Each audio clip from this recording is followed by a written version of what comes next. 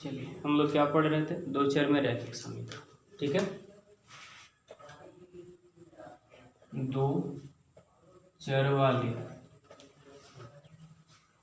रैखिक समीकरण। इसमें कुछ क्वेश्चन आपको बताया गया था, बस ग्राफ वाले क्वेश्चन आपको बताया गया था। यहाँ थोड़ा सा ध्यान देंगे, दो चर वाले रैखिक समीकरण में हमने सीखा था यदि हमारे पास कोई समीकरण A X plus B Y plus C equal to 0 के रूप का हो तो इस प्रकार के समीकरण को हम क्या कहते हैं, दो चर में रैखिक समीकरण। जहां याद रखिएगा ए बी और जो सी होता है ये क्या है, अचर राशि। अचर राशि का मतलब क्या होता है, अंक। याद रखना, दो चर में रैखिक समीकरण को सीखना। अब देखो, जो ग्राफ वाले क्वेश्चन हमने पढ़ा था, रैखिक समीकरण हमने हल किया था ग्राफ के मेथड में, हमको यहाँ हल करना है।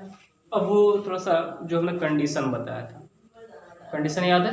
कंडीशन में क्या बताया था, a1/a2 equal to b1/b2 equal to c1/c2 वाला कंडीशन याद है? अब उस टाइप के क्वेश्चन हमको हल करना। अब ध्यान दीजिए, यहाँ पर हमने कहा कि A X plus B Y plus C equal to 0 के रूप का यदि कोई समीकरण है तो वह दो चर में रैखिक समीकरण कहलाता है। रैखिक का मतलब होता है एक घाती, और दो चर का मतलब होता है उसमें दो चर राशियां हों, मतलब दो अक्षर। आप सोच रहे होंगे इसमें तो सारे अक्षर हैं, लेकिन हम यहाँ कह रहे हैं कि ए बी सी जो है वो अक्षर नहीं, हम उसको क्या मान ले रहे हैं, अंक। तो एक्स वाई बचा, मान इसमें देखो कुल कितने लेटर यूज किए गए, 1 2 3 4 5 गए ना। इसमें से हम ए बी सी को कह दिए क्या है, अंक। तो बाकी दो को बचा, अक्षर बच गए। तो अक्षर के रूप में कौन आएगा, यक्स व वाई जो होगा उसको हम क्या कहते हैं, चर राशि। चर राशि का मतलब क्या होता है, अच्छा समझ रहे हो ना।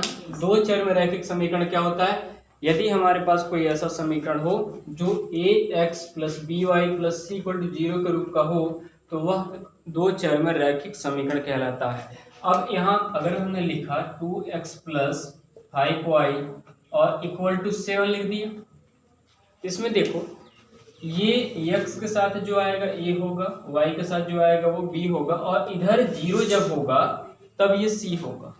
तो 0 करने के लिए हम क्या करेंगे, 2x plus 5y minus 7 equal to क्या ले लिया जाएगा, 0। अब देखो ये ऊपर वाले समीकरण के रूप का हो रहा है कि नहीं हो रहा है, सेम चेक करो, है कि नहीं। देखो ए एक्स, ए का मतलब हमने कहा था कोई भी अंक हो सकता है, बी का भी मतलब कोई भी अंक हो सकता है, और सी का भी मतलब कोई अंक हो सकता है ना। तो देखो A X plus B Y plus C equal to 0 के रूप के समीकरण को हम क्या कहते हैं, दो चर में रैखिक समीकरण। याद रखना, दो चर में रैखिक समीकरण क्या है, एक चर में नहीं। एक चर मतलब उसमें सिर्फ एक्स होगा, नहीं तो वाई होगा। यहाँ दोनों है, एक्स और वाई। ठीक है, अब यदि ऐसे मान लिया जाए हमारे पास दो, ध्यान दीजिएगा, माना हमारे पास दो रैखिक समीकरण। एक बात ये भी याद रखना कि दो चर वाले रैखिक समीकरण को जब हल करना होता है, एक चीज ध्यान देना, जिस समीकरण में जितने चर राशियां होती है उसको हल करने के लिए उतना ही समीकरण की भी आवश्यकता होती है। इसमें कितने चर राशियां, दो। तो हल करने के लिए कितने समीकरण चाहिए, दो। हमने ग्राफ पे भी बताया था, सब में दो क्वेश्चन, दो समीकरण बोला था, याद है आपको। क्वेश्चन दिया भी था और आपको क्वेश्चन बताया भी था। तो जो क्वेश्चन बताया था उसमें भी देखिए दो समीकरण हर जगह मिला होगा, आपको मिला होगा कहीं x minus 2y plus 4 equal to 0 और मान लिया 3x plus 5y minus 6 equal to 0। तो दो समीकरण होता तो हम कहते थे इसका ग्राफ बनाई और संगत जो क्षेत्रफल वो भी ज्ञात करिए, बताए थे। तो इसी टाइप के समीकरण देखो, दो जब होगा, दो चर है इसमें, देखो x y है ना।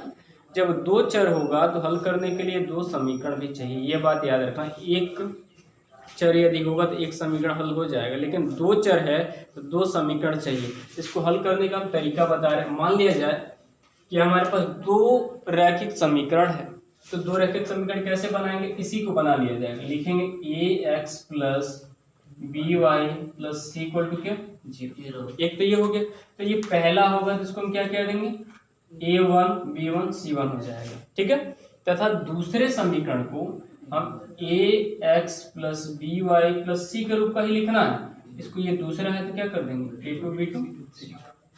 यदि माना हमारे पास दो रैखिक समीकरण, माना हमारे पास दो रैखिक समीकरण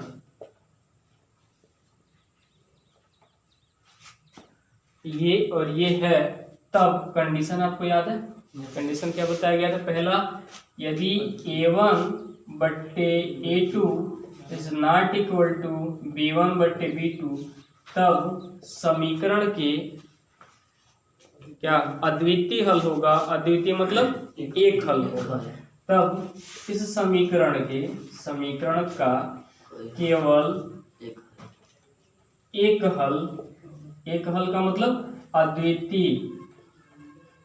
अद्वितीय हल होगा। याद रखिएगा, यदि दो रैखिक समीकरण, जैसे यही ध्यान दीजिए, मान लिया जाए हमारे पास दो समीकरण हुआ, 2x plus 6y minus 8 equal to 0, और यही हमारे पास x 3y प्लस 3 ना लो 4 ले लो, और यहाँ 9 इक्वल टू 0 हो जाए।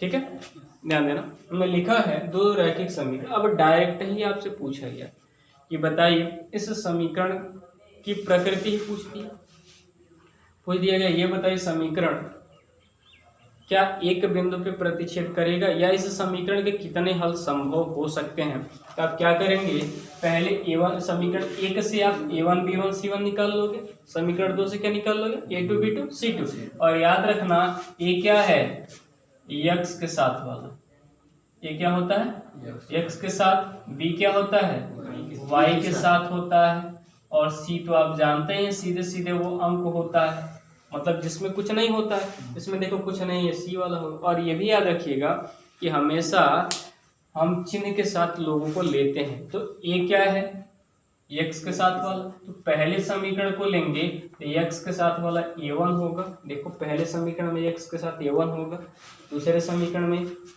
x के साथ A2 होगा, ठीक है, y के साथ B1 होगा, और यहाँ y के साथ B2 होगा, और ये C1 C2 मतलब जिसके साथ कुछ नहीं होगा।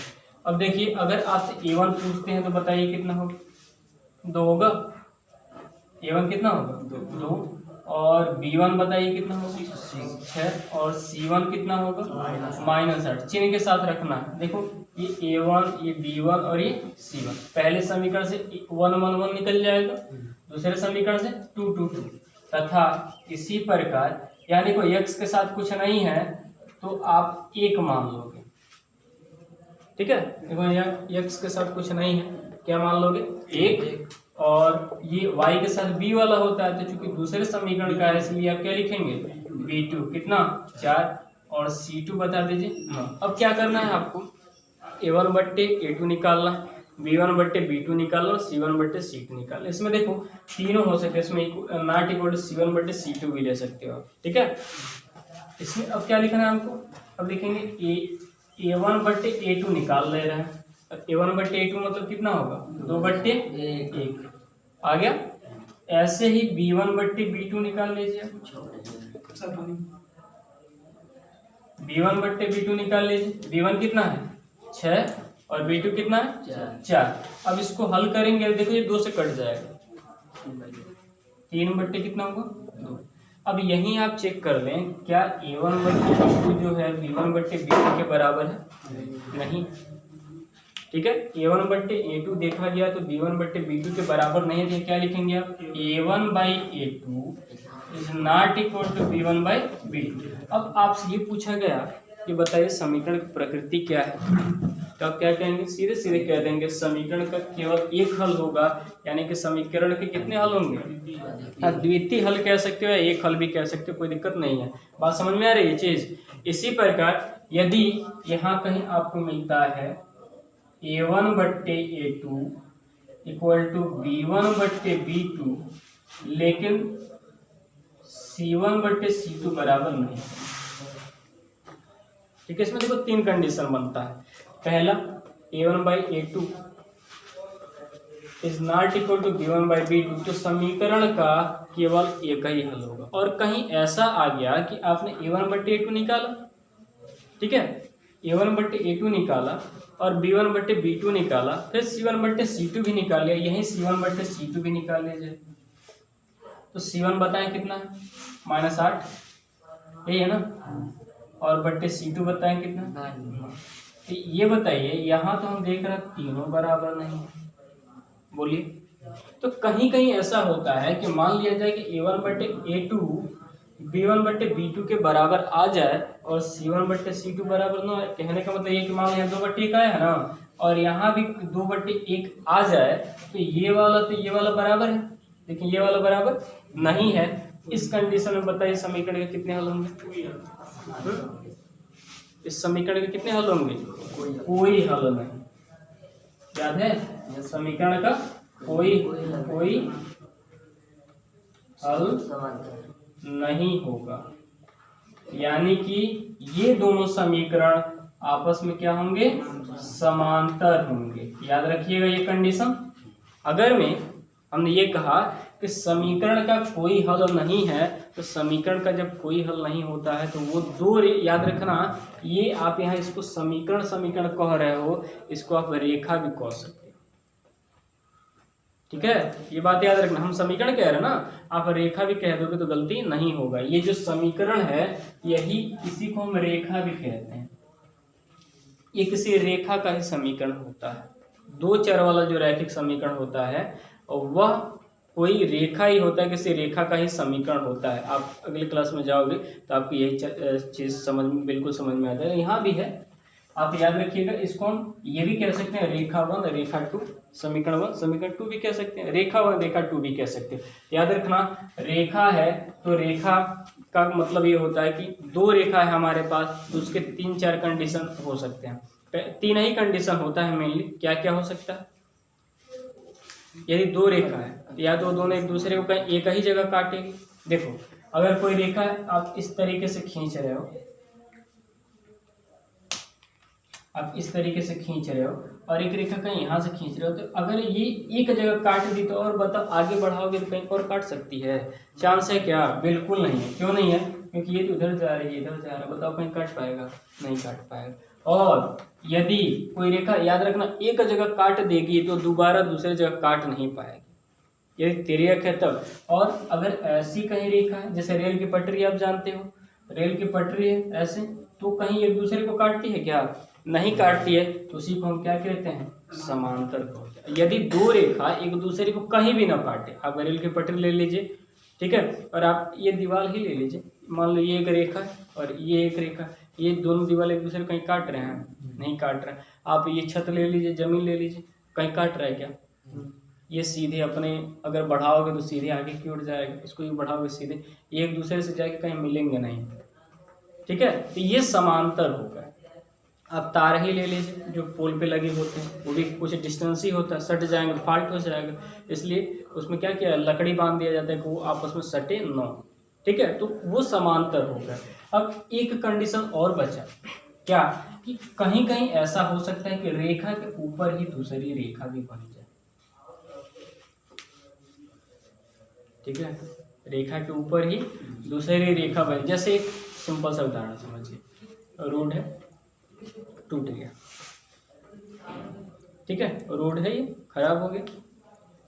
अब यदि दूसरा रोड बनेगा तो उसके बगल से बनेगा कि उसके ऊपर बनेगा? बताइए, ऊपर ही बनेगा। तो पहले कोई और वो रोड था, जैसे मान लो खड़ंजा था, ठीक, अब वो पक्की हो गया, तो खड़ंजा मतलब कोई और समीकरण ले लीजिए, और पक्की मतलब कोई और समीकरण ले लीजिए। लेकिन बाद क्या हुआ, एक ही रेखा पर दोनों बनाए गए।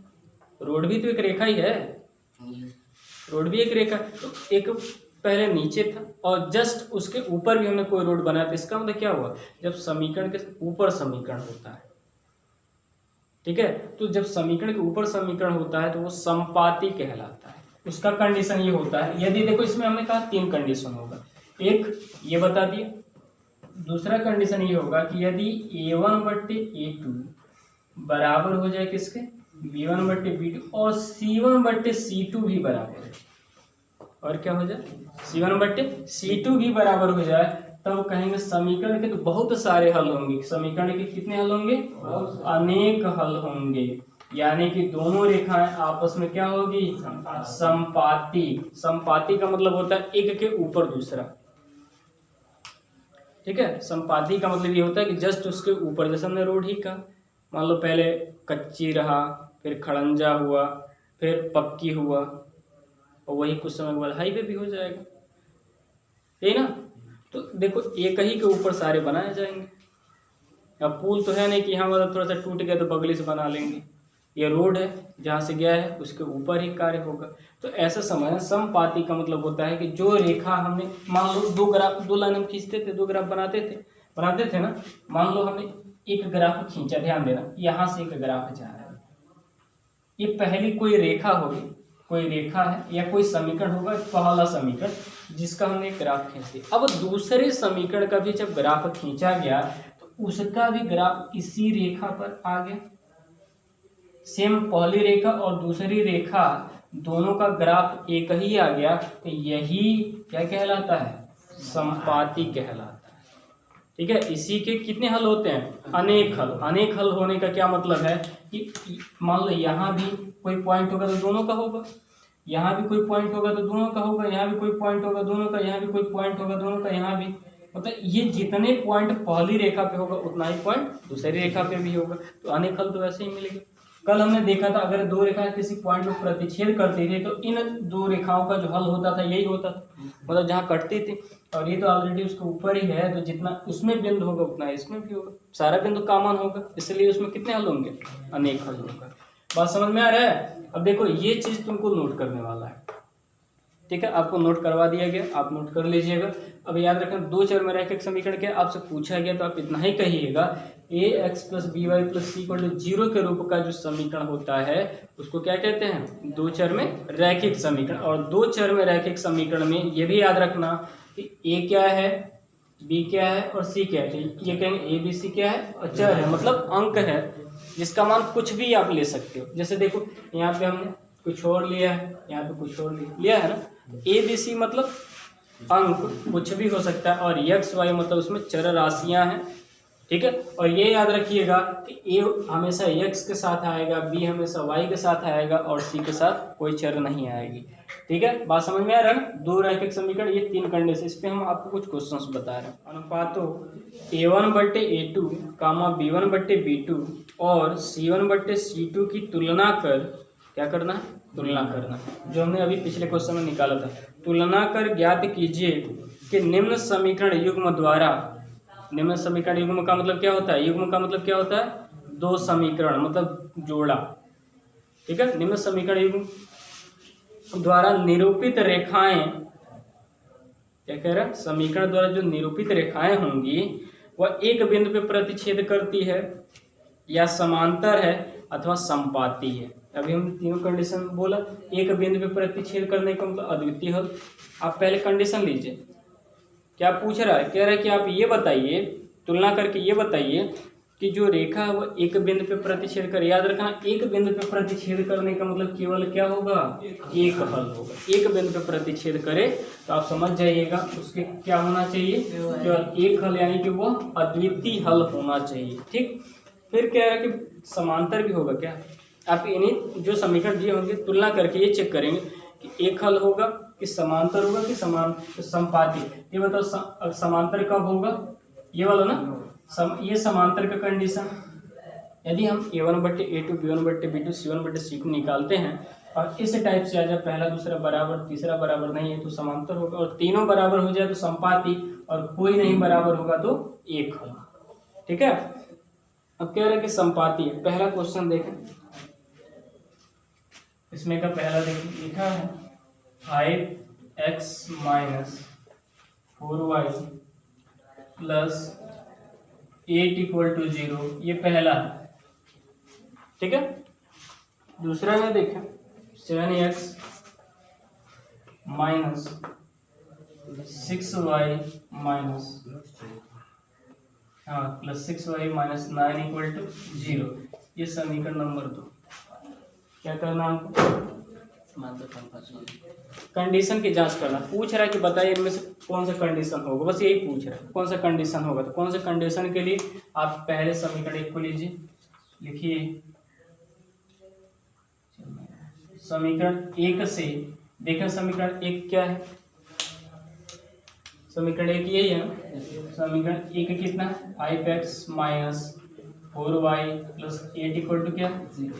अब ये बताओ समीकरण एक से क्या निकलेगा, a1 b1 c1 निकलेगा। ठीक है, तो लिखेंगे यहाँ a1 बताइए कितना हुआ 5, b1 बताएं कितना हुआ -4 और c1 बता दें, a1 b1 c1 निकल गई। तथा दूसरे समीकरण से देखा जाए, समीकरण 2 से लीजिए, समीकरण 2 लिखा जाए तो 7x plus 6y minus 9 equal to 0। यहाँ क्या बताएंगे हम, दूसरा समीकरण 2 to 2 बताइएगा, तो लिखेंगे a2 बताएं कितना होगा 7, b2 बताएं कितना होगा 6 और c2 बताएं। इसमें याद रखना हम आपसे a पूछते हैं तो जो भी समीकरण होगा a पूछा जाए तो जो x के साथ होगा वही बता दीजिए। अगर हम आपसे a, इसमें a बस देखो a यूज होना चाहिए, नंबर क्या दे रहे हैं आप वो मत देखिएगा। यदि पहला समीकरण तो हम 1 कहेंगे, दूसरा समीकरण तो 2 कहेंगे। ठीक है, ये निकलेगी। अब लिखेंगे जांच कैसे करना, तुलना करना है ना, a1/a2 b1/b2 c1/c2 निकाल के बताइए कि समीकरण किस प्रकार का होगा। तो चलिए निकालते हैं। देखिए a1/a2 बताएं, a1 कितना होगा 5/a2 कितना होगा 7। यहीं b1/b2 भी निकाल लिया जाए, कितना है b1 -4/b2 कितना 6। अब इसको यदि काटेंगे यदि कट जाएगा, ये नहीं कट रहा था, ये कट जाएगा, 2 से कट जाएगा, 2 दूना 4 और 2 तिहाई 6 हो गया। c1/c2 भी चेक कर लिया जाए, बताइए कहाँ c1/c2 c1 और c2 यानी कि 8/-। ठीक है, अब यहाँ चेक करके बताइए कि कोई ऐसा है जो आपस में बराबर है, तीनों नहीं बराबर है, इसे का मतलब पहला ही कंडीशन। ठीक है, यहाँ लिखेंगे चूंकि a1/a2 is not equal to b1/b2, तीनों ले सकते हो, हमने कहा था ना कि तीनों भी ले सकते हो, लेकिन 2 ही लिया जाता है। जैसे इसमें देखो पहला दूसरा बराबर नहीं है तभी हमको मिल जाता है उसके अद्वितीय हल, आगे लगाने की आवश्यकता ही नहीं पड़ता। ठीक है, तो पहला दूसरा जब बराबर होता है तभी तीसरा निकाला जाता है, और यहाँ पहला दूसरा ही बराबर नहीं आया तो तीसरा नहीं निकालेंगे तभी आपका काम चल जाएगा।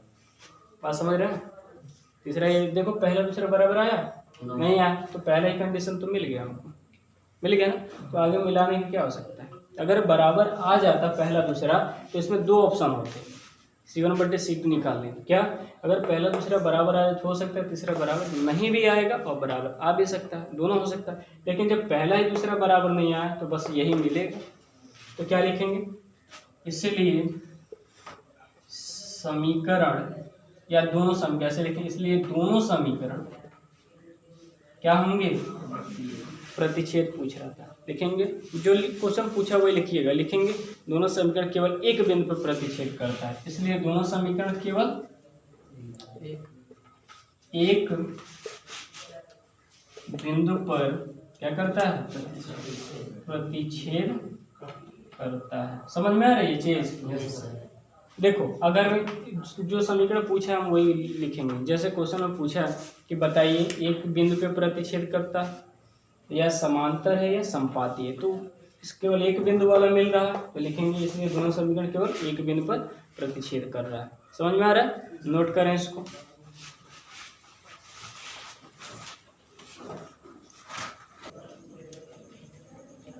आप लोग के लिए होमवर्क 3 क्वेश्चन, तीनों घर से ला के कलम को ला के दिखा देंगे। ठीक है, तीनों कल लगा के लाए और क्या करना है इसमें यही चीज़ करना है आपको। ठीक है, सारे क्वेश्चन से a1 b1 जो भी है a1 a2 b1 b2 c1 c2 निकाल लीजिए, तुलना करिए, देखिए क्या आता है। अगर ऐसे आएगा तो एक हल होगा, इस टाइप से आएगा तो कोई हल नहीं होगा, मतलब समांतर हो जाएगा, और इस टाइप से आएगा संपाती हो जाएगा। लगा के कलम को दिखा